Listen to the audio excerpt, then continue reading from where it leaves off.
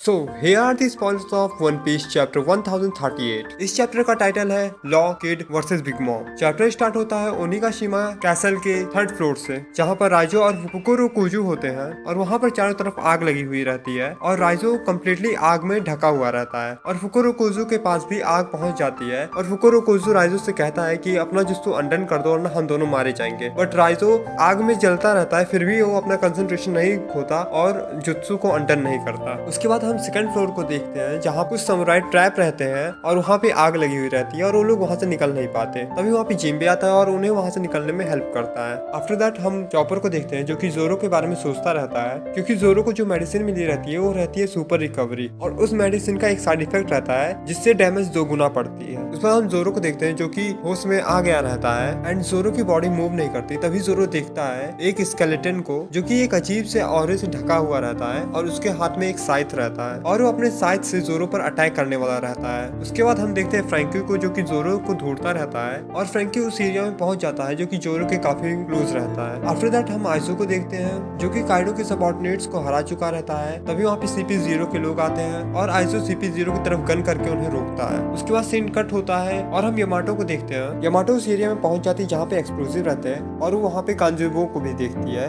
जो कि एक्सप्लोसिव को छूने ही वाला रहता है। तभी यमाटो उन एक्सप्लोसिव को फ्रीज कर देती है और कांजेबो पर अटैक करती है और कांजेबो की बॉडी से एक हाथ निकलता है जो कि यमाटो पर फायर से अटैक करता है। After that scene cut to life floor और हम वहाँ पे देखते हैं बिग मॉम को जो कि लॉ और किड पर लगातार अटैक करती रहती है एंड लॉ और किड काफी ज्यादा घायल रहते हैं। तभी लॉ और किड पायरेट्स के मेंबर्स बिग मॉम से कहते हैं कि प्लीज इन्हें छोड़ दो। तब बिग मॉम रुक जाती है और किड और लॉ से कहती है I feel sympathy for your subordinates. Kid और लॉ बुरी तरीके से हार जाते हैं, लेकिन जो बिग मॉम रहती है उसे कोई ज्यादा इंजरीज नहीं आ रहती है, बस वो थोड़ी थकी हुई दिखती है। उसके बाद किड पायरेट्स और हार्ड पायरेट्स अपने कैप्टन की हेल्प करने जाते हैं। तभी बिग मॉम उन पे अटैक करती है और बिग मॉम कहती है sorry, battlefield can not be filled with garbages. और बिग मॉम रूफ टॉप की तरफ देखती है और कहती है कि अभी तक काइडो और स्ट्रॉ हैट की फाइट खत्म नहीं हुई है और वो रूफ टॉप की तरफ जाने लगती है और कहती है मैं थोड़ी थकी हुई हूँ, so let's end this once for all. तभी लॉ उठता है और बिग मॉम पर अटैक करता है और अपने स्वॉर्ड को बिग मॉम के राइट आर्म और उसके मुंह के आर पार कर देता है और ये देखकर सभी लोग चौंक जाते हैं और लॉ फिर बिग मॉम को एक बहुत पावरफुल शॉक देता है। बिग मॉम के मुंह से खून निकलता है और वो नीचे गिर जाती है। तभी जो वहाँ पे आयरन होमीज रहते हैं लॉ पे अटैक करने वाले रहते हैं और किड एक जायंट बुल बनाता है मेटल का जो कि बिग मॉम से भी बड़ा रहता है। उसके बाद उस बुल को बिग मॉम से क्रैश करा देता है। उसके बाद किड और लॉ कहते हैं कि हम मर भी जाएं फिर भी हम तुमको